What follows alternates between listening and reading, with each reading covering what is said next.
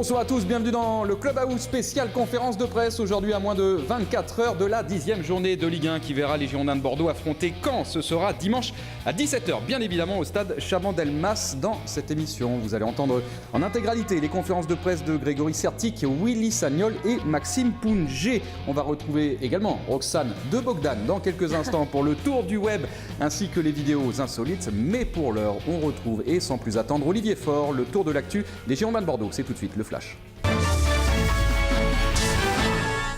Bonjour Emmanuel, bonjour à tous. Les dernières infos des Marinés Blancs avec ce dernier entraînement public ce vendredi après-midi pour les hommes de Willy Sagnol avant la 10e journée de Ligue 1 et la réception, on le rappelle, de Caen dimanche à 17h. Côté bordelais, Diabaté a repris l'entraînement hier. Diego Contento, lui, avait repris déjà en début de semaine. Les blessés sont Jussier, Pennard, CV, Sané et Ilori. Et Thomas Touré, lui, sera suspendu pour cette rencontre. Les stats à présent, dont toute l'histoire des Bordeaux-Caen.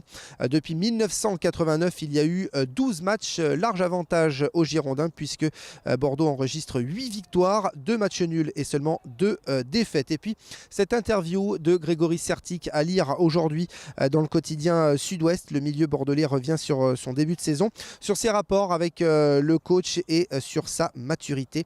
Une belle interview donc à lire dans le quotidien Sud-Ouest. Enfin, des cartes postales pour un tifo. C'est l'opération que les Ultramarines lance à l'occasion de Bordeaux-Toulouse en championnat le 2 novembre prochain. Le financement de ces cartes postales à la mémoire du stade Lescure servira à fabriquer donc un énorme tifo pour le dernier match à Chaban-Delmas. N'hésitez pas donc à cette occasion pour le match Bordeaux-Toulouse le 2 novembre à acheter ces cartes postales. Voilà pour les dernières infos, Emmanuel. Merci Olivier et bonsoir Roxane. Bonsoir Emmanuel, bonsoir chers amis abonnés. Allez, on commence avec un sondage qui concerne directement le prochain match des Girondins de Bordeaux. Exactement, oui, vous savez que notre page Le Paddock est dédiée vraiment aux supporters, c'est sur le site girondin.com et on vous interroge régulièrement sur votre opinion. Aujourd'hui, on vous propose de répondre à cette question. En l'absence de Sané et de Ilori, quel joueur devrait accompagner Nicolas Pallois contre Caen? Alors pour le moment, Emmanuel, Marc Planus arrive en tête comme premier choix des supporters avec 69% des votes, suivi de Grégory Sertic 23% et ensuite Julien Faubert 6%. Ce sont des résultats temporaires. Vous pouvez encore donner votre avis aujourd'hui sur le paddock. Je vous rappelle, c'est sur girondin.com. Et justement, Grégory Sertic qui s'est confié au site officiel des Girondins de Bordeaux, girondin.com. Exactement, une longue interview où Greg revient sur la trêve internationale, sur la préparation du prochain match. Et Greg s'exprime aussi sur ce poste en défense centrale qu'il avait occupé, rappelez-vous, en fin de match à Reims. Alors, est-il prêt à rempiler? Voilà ce qu'il nous répond.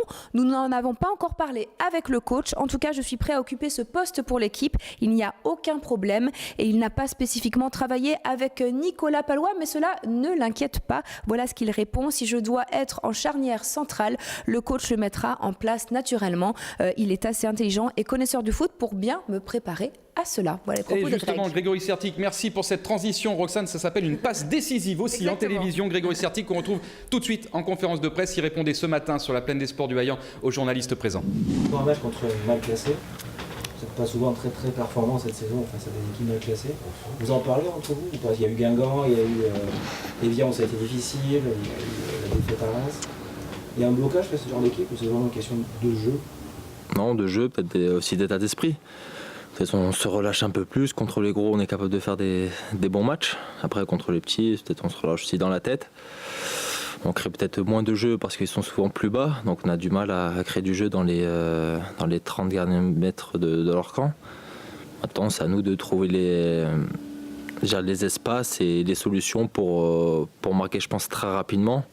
Pour s'assurer déjà au moins 1 ou 2 buts d'avance et après gérer le match. Est-ce que tu te prépares à jouer défenseur central? Je me prépare, oui, bien sûr. Parce que après il reste Marc. Après c'est un choix du coach. Je ne sais pas ce qu'il va faire encore. On n'en a pas encore discuté. Mais pendant les séances précédentes, j'ai été défenseur central. Donc est-ce que c'est un signe? Peut-être. Est-ce que c'est un poste qui te plaît? Oui, ça me plaît. Après, je vais être le premier relanceur d'une certaine manière parce que j'aime bien jouer. Et comme je dis souvent, je me mets souvent à la place des milieux. Donc c'est pour ça que je leur donne souvent le ballon. Parce que des fois, les défenseurs centraux en général ne donnent pas la balle au milieu pour qu'ils créent le jeu. Donc c'est ce que je vais essayer de faire et après être bon défensivement. Pas mon fort, mais on va essayer.